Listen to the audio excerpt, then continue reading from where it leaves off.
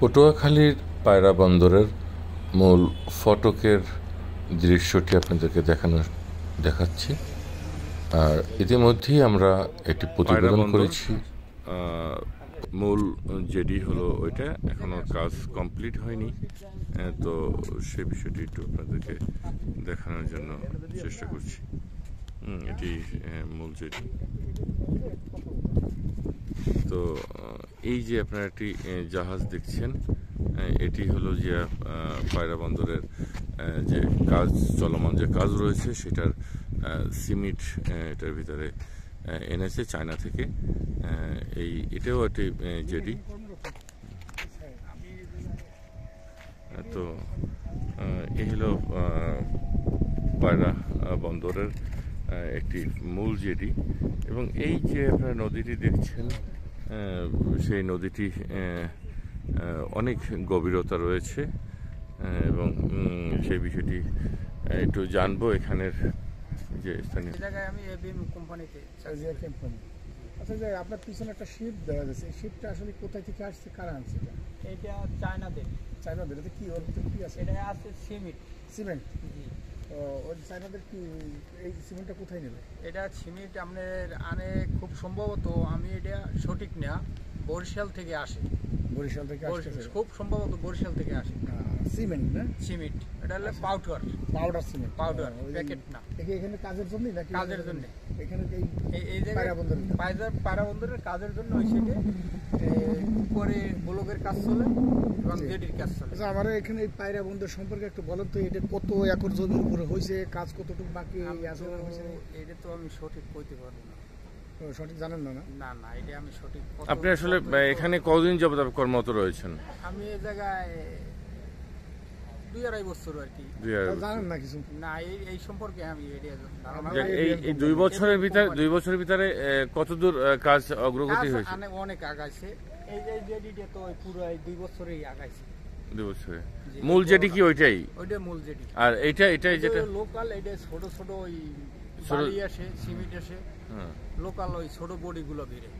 কিন্তু মূল যে পায়রা বন্দরের যে মূল জেডি, যেগুলো জাহাজ, বড় বড় জাহাজগুলো নঙ্গর হবে, সেটাই এখনো কাজে চলমান রয়েছে। কাজ চলমান রয়েছে।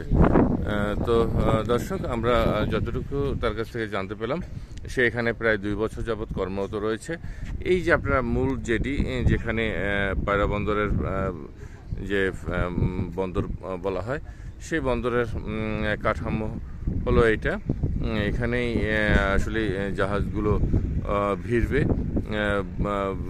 যেখানে আসলে এই পটুয়াখালীর এই পায়রা বন্দর, এই পায়রা বন্দরের মূল কাঠামো হলো এইটা। এখানেই বড় বড় জাহাজগুলো ভিড়বে। এর আগে আমরা যেটা দেখিয়েছি ওটা হলো পায়রা বন্দরের মূল ফটকের এবং অফিসিয়াল কাজ, এবং ওখানে ছোট ছোট জাহাজগুলো নঙ্গর হয়।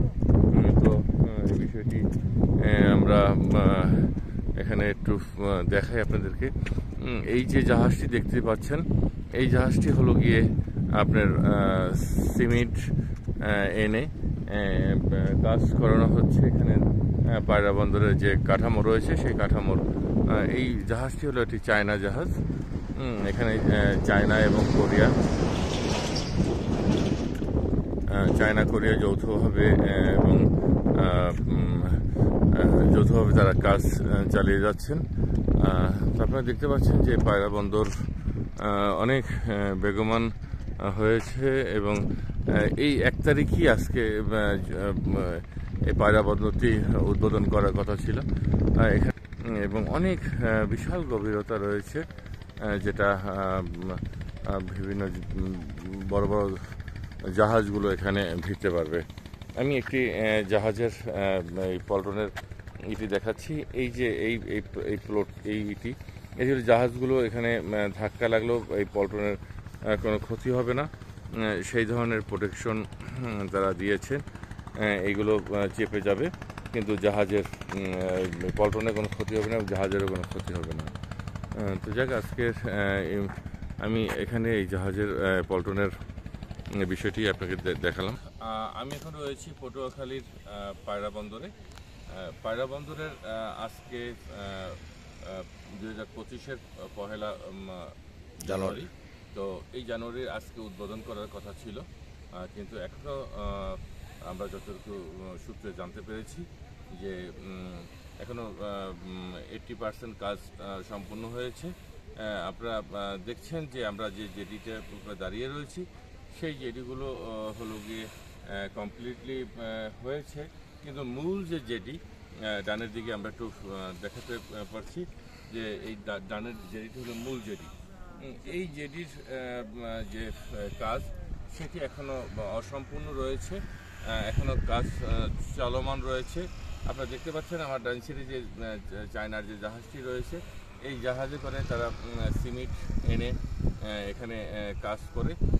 তারপর আমরা একটা সূত্রে জানতে পেলাম যে এখন পর্যন্ত বহির্বিশ্বের যে জাহাজ রয়েছে প্রায় 2 শতাধিকের উপরে জাহাজ এখানে নোঙর হয়েছে, এবং তাপ পারমাণবিক কেন্দ্রের যে কয়লা, সেই কয়লা ভিয়েতনাম থেকে এবং অন্যান্য চায়না থেকে এবং এই থেকে বিভিন্ন রাষ্ট্র থেকে যে এইগুলো কয়লাগুলো এসেছেন এবং তেল এসেছেন, সেই জাহাজগুলো প্রায় 2 শতাধিকের উপরে সেই জাহাজ এখনো অলরেডি এখানে নোঙর হয়েছে।